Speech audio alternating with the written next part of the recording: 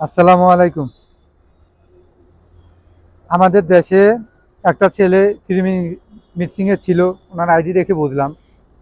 ওই ছেলেটা রোজার মাসে হয়তো একটা মেয়েকে বলছে উন্না ঠিক করার কথা বা ইত্যাদি।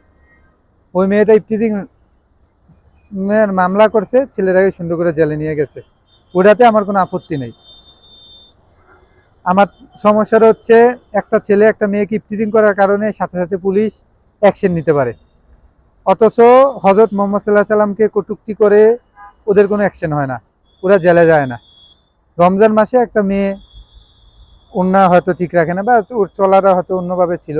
যদিও ছেলেরা উচিত হয় না তাকানো, বা একবার তাকাইছে আর পরে দৃষ্টি নত রাখা। আল কোরআন সূরা নূর আয়াত 30, ও হয়তো ওরা আয়াতটা পায় নাই। ও এক সময় ফ্রি মিক্সিংয়ে ছিল, আমি ওর আইডি দেখছি। তো এখন এ কারণে ওকে ইমিডিয়েটলি পুলিশ জেলে ঢুকালো। হয়তো মোহাম্মদ সাল্লাহ সাল্লামকে খারাপ ব্যবহার তো করছে, গালি দিছে, বাজে বাজে অনেক কিছু বলছে।